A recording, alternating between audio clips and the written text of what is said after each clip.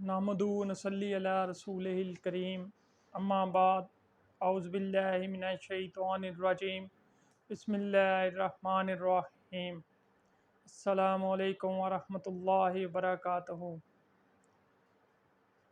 میرے بھائیوں،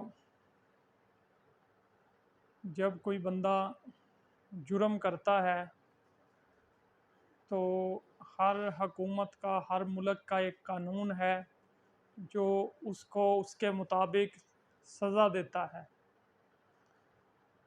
کوئی بھی بندہ جو جرم کرتا ہے وہ اپنی اس جرم کی سزا پاتا ہے۔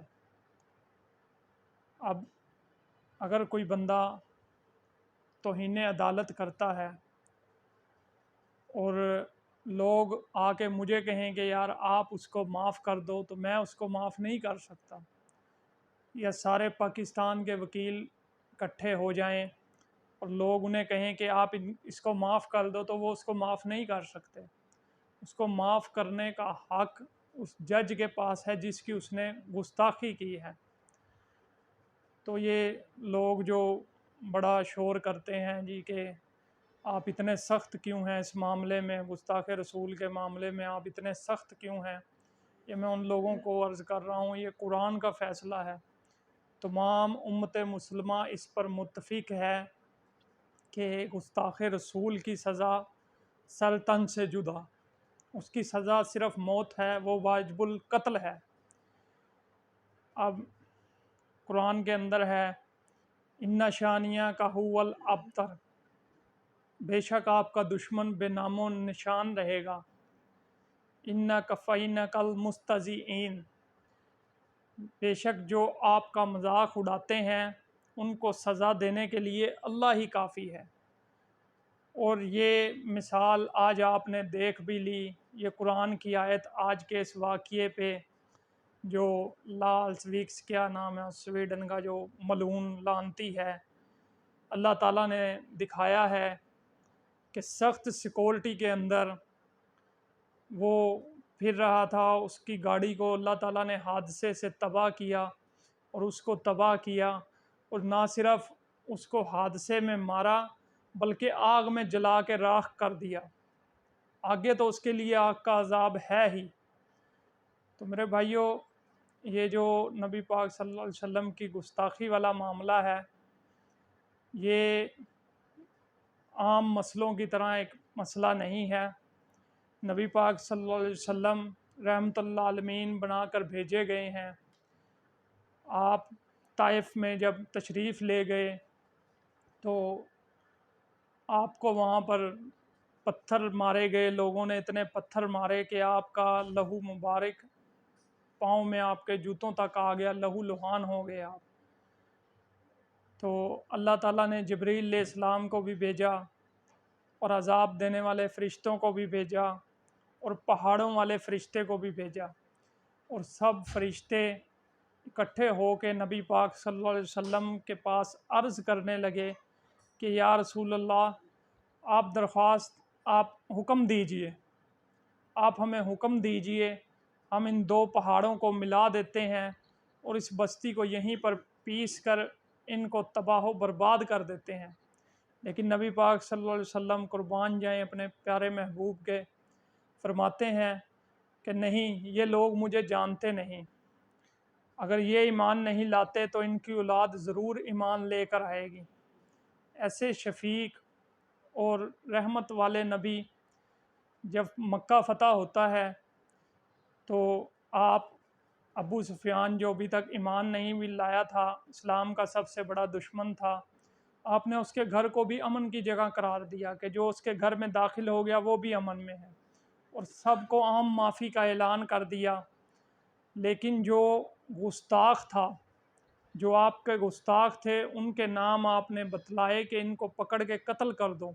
ابن قتل اور اس کی لونڈیاں جو گا گا کر نبی پاک صلی اللہ علیہ وسلم کی شعروں کے ساتھ عیانت کرتی تھی، شعر پڑھتی تھیں اور گستاخی کرتی تھیں، آپ نے حکم دیا کہ ان کو قتل کر دو۔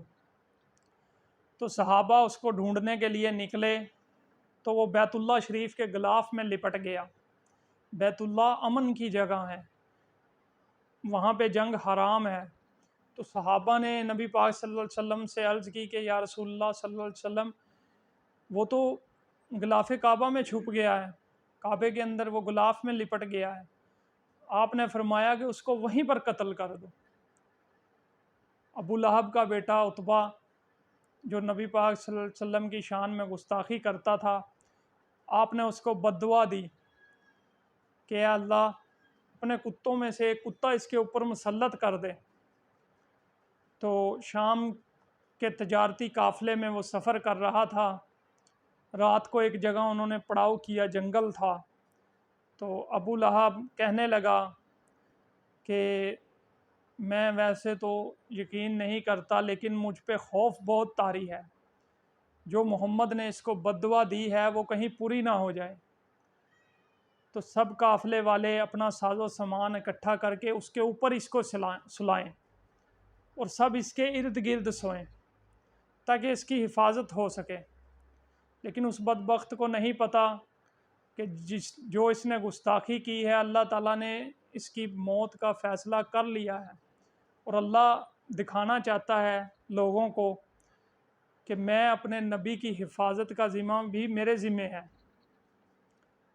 تو رات کو راوی لکھتا ہے کہ ایک شیر آتا ہے اور سب قافلے والوں کے پاس وہ باری باری جاتا ہے، ہر کسی کے ہاتھ اور پاؤں کو سونگھتا جاتا ہے۔ راوی لکھتا ہے کہ میرے بھی اس نے ہاتھ کو اور پاؤں کے آ کے سونگھا اور میں ڈر گیا کہ میں شاید اب نہیں بچوں گا، لیکن میں جان گیا تھا کہ یہ محمد کی بد دعا پوری کرنے کے لیے آیا ہے۔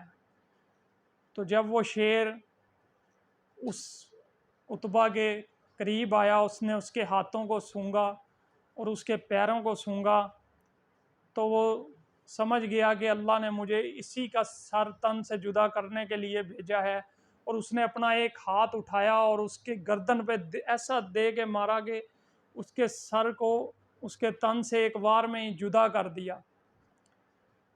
ایک عیسائی راہب تھا، مجمع میں تقریر کر رہا تھا، بہت مشہور واقعہ ہے۔ جب اس نے نبی پاک صلی اللہ علیہ وسلم کی گستاخی والے الفاظ بولے تو قریب میں ایک کتا بندھا ہوا تھا رسی کے ساتھ۔ تو یہ انسانوں کو کہتے ہیں، یہ تو جانور بھی برداشت نہیں کرتے نبی پاک کی توہین۔ تو وہ بندھا ہوا تھا رسی کے ساتھ، تو جب اس نے وہ الفاظ ادا کیے تو اس نے رسی توڑوائی اور اس کے اوپر حملہ کر دیا۔ مجمع اٹھا، لوگوں نے پکڑا، اس کتے کو کھینچا، پکڑ کر قابو کیا۔ تو ان میں سے ایک بندہ کہنے لگا کہ تم نے جو ہے نبی پاک صلی اللہ علیہ وسلم کی شان میں گستاخی والے الفاظ جو بولے ہیں نا، اس کی وجہ سے اس کتے نے تجھ پہ حملہ کیا ہے۔ تو وہ کہنے لگا کہ نہیں نہیں، ایسا نہیں ہے، میں وہ انگلی کا اشارہ کر رہا تھا۔ تو یہ کتا سمجھا کہ شاید مجھ پہ حملہ کرنا ہو جائے، یہ مجھے نہ کہہ رہا ہو، یہ مجھ پہ حملہ کرنا چاہتا ہے، تو اس لیے اس نے مجھ پہ جوابی حملہ کر دیا۔ تو لوگوں نے اس کو پکڑ کے کتے کو دوبارہ رسی کے ساتھ باندھ دیا۔ تو وہ راہب دوبارہ تقریر کرنا شروع ہو گیا۔ جب اس نے پھر نبی پاک کی گستاخی کے الفاظ اپنی زبان سے ادا کیے تو کتے نے اپنی رسی توڑوائی اور اس زور سے اس پر جھپٹا اور اس کی شارک سے یہاں سے اس کو پکڑ کے اس وقت تک نہیں اس نے چھوڑا جب تک وہ جہنم واصل نہیں ہو گیا۔